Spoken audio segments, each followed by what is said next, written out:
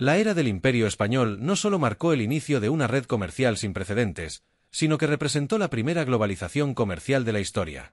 Por primera vez, bienes, ideas y, crucialmente, una moneda, circularon de forma regular y sistemática entre continentes, conectando Asia, América y Europa. En el corazón de esta vasta red estaba el real de A8, también conocido como Spanish Dollar o Piece of Eight, la primera moneda de reserva y divisa global de la historia. Acuñada en grandes cantidades por el Imperio Español, principalmente con la plata extraída de las ricas minas de América Hispana, como Potosí en la actual Bolivia y las minas de México, esta moneda de plata era de una calidad, uniformidad y fiabilidad excepcionales para su época, con una pureza del 93%. Su valor y estandarización le permitieron trascender fronteras y culturas, siendo la moneda preferida para el comercio transcontinental desde el siglo XVI hasta bien entrado el XIX. De hecho, su impacto fue tal que sirvió de modelo para la creación del dólar estadounidense y fue moneda de curso legal en los Estados Unidos hasta 1857. La capacidad del Imperio Español para producir plata a esta escala y con esta calidad se debió, en gran parte, a las técnicas avanzadas de extracción y refinado que desarrolló y aplicó en sus minas americanas. Estas minas se convirtieron en el motor económico principal del Imperio Español, y gran parte de esa plata acabaría en China a través del Galeón de Manila, dada la inmensa demanda de plata en el imperio y para su propia economía y sistema monetario. La ruta comercial principal del Imperio Español con China, el Galeón de Manila. La ruta comercial principal del Imperio Español con China se articuló a través del Galeón de Manila, o Nao de China, un sistema que duró 250 años, desde 1565 hasta 1815. 1. De Asia a Manila, juncos chinos y otros barcos asiáticos transportaban sedas, porcelanas, especias y otros bienes de lujo desde puertos chinos como Cantón hasta Manila, en Filipinas. 2. El intercambio en Manila. En Manila, los comerciantes españoles compraban estas mercancías asiáticas a los mercaderes chinos, pagando casi exclusivamente con el valioso real de A8 traído de América. La inmensa demanda de plata en China, que la utilizaba como su principal estándar monetario, fue el motor de este comercio. O adición sobre la comunidad china en Manila, la clave de este intercambio era la gran comunidad de mercaderes chinos, sangueyes, que residía en la ciudad. Los españoles confinaron a esta población, esencial para el comercio, en un barrio extramuros conocido como el Parián de Sangueyes, y más tarde en la Alcaicería de San Fernando. Estos enclaves eran verdaderos centros logísticos donde la plata americana cambiaba de manos por las valiosas mercancías asiáticas. La convivencia, aunque vigilada, aseguraba la continuidad del flujo comercial del galeón, demostrando que el éxito de la ruta dependía tanto de la plata americana como de la vasta red de suministro y comercialización china. A3. De Manila a Acapulco, los grandes galeones de Manila, barcos de hasta 2000 toneladas, construidos con maderas robustas y bien artillados para la defensa, cruzaban el Pacífico desde Manila hasta Acapulco, en Nueva España, actual México. La posesión española de Filipinas y Guam era crucial para estas travesías, proporcionando puertos seguros y puntos de reabastecimiento. 4. De Acapulco a Europa. Desde Acapulco, las mercancías continuaron por tierra hasta Veracruz y luego, en las flotas de Indias, cruzaban el Atlántico hasta España, desde donde se distribuían por Europa. La longevidad de 250 años de esta ruta es la mejor prueba de que fue una relación comercial extraordinariamente duradera, y en su esencia, pacífica entre los imperios español y chino. Ambas partes encontraron un beneficio mutuo y constante, lo que permitió su persistencia a lo largo de los siglos sin guerras interestatales directas por el control de este comercio. La defensa de la ruta y la soberanía en Filipinas. Las batallas de Cagayán, 1582. A pesar de la naturaleza predominantemente comercial de la presencia española, la defensa de sus posesiones en Asia era una prioridad. Un ejemplo destacado son las batallas de Cagayán en 1582. Estos enfrentamientos tuvieron lugar en el norte de Luzón, Filipinas, entre las fuerzas españolas del capitán Juan Pablo de Carrión y una numerosa flota de piratas Bocou, compuesta principalmente por japoneses y en menor medida por chinos y filipinos. A pesar de la notable inferioridad numérica, la disciplina, la superioridad táctica y la tecnología de las armas españolas permitieron a Carrión y sus hombres derrotar a los piratas en una serie de combates tanto navales como terrestres. Esta victoria fue crucial para disuadir futuras incursiones piratas a gran escala en el archipiélago y asegurar las rutas marítimas adyacentes a Manila, demostrando la capacidad de España para proteger sus territorios y los puntos vitales para el comercio del galeón. Este episodio subraya la postura defensiva española en sus posesiones frente a amenazas externas, en contraste con la futura estrategia británica de agresión directa en el continente chino para forzar aperturas comerciales. Las Características y técnicas de construcción de los galeones de Manila. Los galeones de Manila eran naves de construcción imponente, diseñadas para las exigencias de una de las travesías más largas y desafiantes del mundo. Su robustez se debía en gran parte a los materiales y técnicas de construcción empleados en los astilleros filipinos, especialmente en lugares como Cavite. 1. Tamaño y capacidad de carga. Eran de los barcos más grandes construidos en su época, con un arqueo que podía ir desde las 500 hasta las 2000 toneladas e incluso más. Esto les permitía transportar enormes volúmenes de mercancías valiosas en sus bodegas. 2. Construcción robusta con maderas tropicales duras. La clave de su resistencia residía en el uso de maderas tropicales autóctonas de Filipinas, conocidas por su extraordinaria dureza, densidad, resistencia a la pudrición y a los impactos. 3. Desafío de la dureza. Trabajar con estas maderas era un desafío monumental, basado en la habilidad, la fuerza y la paciencia de miles de trabajadores con herramientas manuales. 4. Diseño militarizado y propulsión. Aunque principalmente mercantes, los galeones iban bien artillados con numerosos cañones para defenderse. Eran veleros puros, propulsados por grandes velas cuadradas. 5. Tripulación. Transportaban grandes tripulaciones que incluían marineros, soldados y personal de manejo de carga. Estos galeones no solo eran maravillas de la ingeniería naval de su tiempo, sino también símbolos del poderío y la audacia del Imperio español en su búsqueda de la conexión global. El compromiso de España con sus territorios de ultramar, la Basílica de San Sebastián. Incluso mientras el Imperio español comenzaba a sentir los vientos de la decadencia y a enfrentar desafíos internos y externos, su compromiso con el desarrollo y la protección de sus territorios de ultramar, particularmente Filipinas, se mantuvo firme. Un claro ejemplo de esta dedicación es la construcción de la Basílica de San Sebastián en Manila, cuya edificación comenzó en 1883. Esta basílica, notable por ser la única basílica en toda Asia construida completamente en acero, es un testimonio del inusual nivel de inversión y compromiso de España. No se trataba de una construcción trivial. Su diseño y materiales fueron una respuesta directa a la necesidad de crear una estructura duradera capaz de resistir los frecuentes movimientos sísmicos que habían derrumbado las iglesias anteriores en el mismo lugar. Que un imperio en relativa decadencia destinara recursos tan significativos para importar un material tan costoso y tecnológicamente avanzado como el acero y emprender una obra de tal envergadura en una de sus provincias más lejanas, desafía la noción simplista de colonias.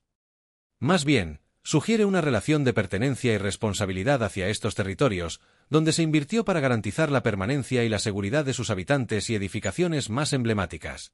La Basílica de San Sebastián es, por tanto, un poderoso símbolo de la voluntad española de arraigarse y construir con visión de futuro en un contexto global cambiante.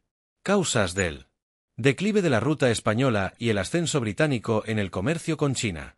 A pesar de este arraigo y compromiso, la presencia española en Asia no era inmune a los cambios geopolíticos globales, que finalmente darían paso a la hegemonía británica y a un modelo de relación diametralmente opuesto.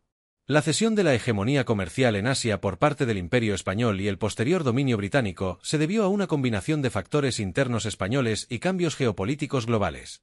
1. El colapso del Imperio español en América. Independencia es la causa principal del fin de la ruta del Galeón de Manila en 1815 fue la Guerra de Independencia de México. Acapulco dejó de ser un puerto bajo control español efectivo, y sin el flujo constante de plata de las minas, el sistema del Galeón de Manila se volvió inviable. 2. Adición sobre el sistema de Cantón. La demanda de plata para el comercio global español se desarrolló bajo el estricto control del Imperio In. Este sistema, conocido formalmente como el sistema de Cantón, operativo principalmente entre 1757 y 1842, limitaba todo el comercio marítimo occidental a un único puerto, Cantón, y lo restringía a través de un gremio de comerciantes chinos, conocido como el Coong. La capacidad española para satisfacer con plata pura la necesidad monetaria del imperio y les permitió operar de forma continua y consentida dentro de estas severas reglas, un contraste directo con los intentos británicos posteriores de romper por la fuerza estas barreras. 3. El auge de la Revolución Industrial Británica. Gran Bretaña experimentaba la Revolución Industrial, que le otorgó una ventaja económica y tecnológica sin precedentes. Su necesidad de nuevos mercados para sus manufacturas impulsó a Gran Bretaña a buscar nuevas formas de comerciar con China, sin las restricciones del sistema cantonés. 4. Disparidad del poder militar en el siglo XIX. Para el siglo XIX, la Royal Navy británica se había consolidado como la fuerza naval dominante, con una superioridad tecnológica y logística, mientras que el poderío militar español había experimentado un declive notable.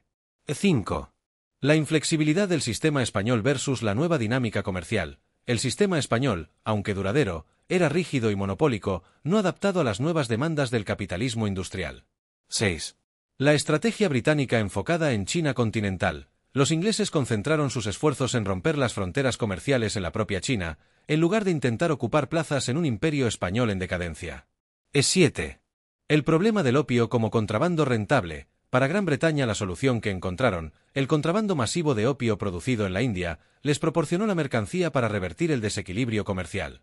En resumen, la ruta española decayó por el colapso de sus bases en América Hispana y la pérdida de la plata, mientras que el ascenso británico se debió a su poder industrial y naval, y a su disposición a usar la fuerza para imponer sus intereses comerciales, incluso a través del tráfico de una sustancia dañina como el opio. Este cambio marcó una transición de una era de comercio más limitado a una de imposición agresiva y explotación. El final del Imperio Español en el Pacífico, la Guerra Hispano-Estadounidense. El final definitivo de la presencia española en el Pacífico llegó con la Guerra Hispano-Estadounidense de 1898. La rápida victoria de Estados Unidos llevó a la firma del Tratado de París en diciembre de 1898, por el cual España fue forzada a ceder Cuba, Puerto Rico y las islas de Filipinas y Guam a Estados Unidos. Esta pérdida marcó el fin de casi 350 años de soberanía española sobre Filipinas y Guam. Con ello, Estados Unidos asumía un nuevo papel como potencia emergente en el Pacífico, mientras que España se veía relegada. Ética y moral en las relaciones con China. España versus Gran Bretaña. Al comparar las relaciones ético-morales del Imperio Español y el Imperio Británico con China, la aproximación ética y moral de España se distingue notablemente. 1. Imperio Español y China. Un camino de respeto y comercio legítimo. España tenía una mercancía de alto valor y universalmente aceptada por China, la plata. Esto le permitió comerciar de forma legítima y continua. España aceptó las estrictas reglas del sistema comercial chino y, fundamentalmente, no participó en la promoción o imposición del comercio de opio en China continental. 2. Capacidad versus voluntad. ¿Por qué España no forzó el comercio como Gran Bretaña durante los siglos XVI y XVII? El Imperio Español contaba con un ejército muy poderoso y una armada formidable. Sin embargo, la corona española no intentó forzar una apertura comercial en China. Su modelo económico se centraba en la plata, y sus prioridades en Asia se centraban en la consolidación de Filipinas. Además, la corona española había prohibido terminantemente el comercio y la plantación de opio en sus dominios, aunque en Filipinas se implementó un monopolio estatal limitado a la población china residente para gestionar un problema de consumo ya existente. 3. Imperio Británico versus China. La relación se caracterizó por la imposición y la agresión. El Imperio Británico carecía de bienes deseados por China y para solventarlo, no dudó en forzar el comercio de opio, una sustancia ilegal y devastadora. Las guerras del opio se libraron precisamente para defender este comercio ilícito, lo que representa una gravísima falla moral, priorizar el beneficio económico por encima de la salud pública y la soberanía de una nación. Responsabilidad política. Lord Palmerston y la defensa del comercio de opio. La política británica que llevó a las guerras del opio fue impulsada decisivamente por Henry John Temple, tercer vizconde Palmerston. Como secretario de Asuntos Exteriores, fue un férreo defensor del libre comercio, autorizando y defendiendo la acción militar contra China. Repercusiones de las guerras del opio y el derrumbe del Imperio chino, la catástrofe humana del opio. Las guerras del opio fueron un punto de inflexión devastador para el Imperio chino, marcando el inicio de su siglo de la humillación, que fue desde 1839 hasta 1949. 1. Fin del aislamiento y soberanía socavada. China fue forzada a abrir sus puertos, minando gravemente su soberanía. 2. La catástrofe humana directa e indirecta del opio. Millones de chinos cayeron en la adicción, lo que llevó a una profunda desintegración social, crisis familiar, pobreza extrema, enfermedad y muerte. La enorme salida de plata para pagar el opio desestabilizó la economía china. 3. Catalizador del colapso imperial. Las guerras del opio aceleraron el declive de la dinastía Qin, sentando las bases para la revolución de Sinai en 1911, que puso fin a miles de años de gobierno imperial. Repercusión en las relaciones actuales entre China y la geosfera occidental. La historia de las guerras del opio tiene una profunda y persistente repercusión en las relaciones actuales entre China y las potencias occidentales. 1. Fundamento del nacionalismo chino moderno. La narrativa de la humillación sufrida es un pilar fundamental del nacionalismo chino contemporáneo. 2. Suspicacia y desconfianza subyacente hacia Occidente. existe una capa subyacente de profunda desconfianza histórica por parte de China hacia las potencias occidentales. A3. La percepción china de Occidente, una misma entidad colonial. Para China, ven a Estados Unidos como parte de una misma herencia cultural, agrupándolas bajo la categoría de potencias occidentales. E4. Influencia en la geopolítica actual. Esta memoria histórica se manifiesta en la firmeza de China al defender su soberanía. La percepción china de España y las relaciones actuales. A diferencia de las potencias directamente implicadas, la percepción china de España tiende a ser mucho más neutral y, en algunos aspectos, incluso positiva, libre del peso de ese trauma histórico. España no figura en la narrativa china de la humillación. Su relación comercial histórica a través del galeón de Manila fue de mutuo interés y se mantuvo sin conflictos bélicos a gran escala. Legado del comercio entre China y España, 250 años de intercambio. 1. Influencia del diseño chino en España y América. Productos como la porcelana y la seda chinos tuvieron un impacto significativo en el gusto y la artesanía española. 2. Elementos hispanos en Filipinas y su conexión con China. La fuerte presencia de población china en Manila fue crucial. A3. Influencia lingüística en Filipinas. La presencia española dejó una profunda huella en los idiomas locales, especialmente en el tagalo. E4. Plantas y productos de América en China. Algunos cultivos de América, traídos por los españoles a Filipinas, eventualmente llegaron a China. Shakespeare versus Cervantes. La preferencia de la intelectualidad china. E1. William Shakespeare. Inglés. La intelectualidad china reconoce a Shakespeare como una figura central de la literatura universal, un maestro del drama y la psicología humana. E2. Miguel de Cervantes. Español. Miguel de Cervantes, con su obra cumbre Don Quijote de la Mancha, es inmensamente respetado en los círculos intelectuales chinos. Su obra es vista como un texto de profunda relevancia filosófica y social. La ausencia de un legado colonial agresivo de España en China permite que la obra de Cervantes sea abordada con una admiración puramente académica y literaria. Tenemos más cañones, mejor estrategia. No consigo entender por qué siguen luchando. Yo sí. Los chinos suelen dedicar su vida a la justicia. Es una creencia capaz de destruir cualquier buque de guerra.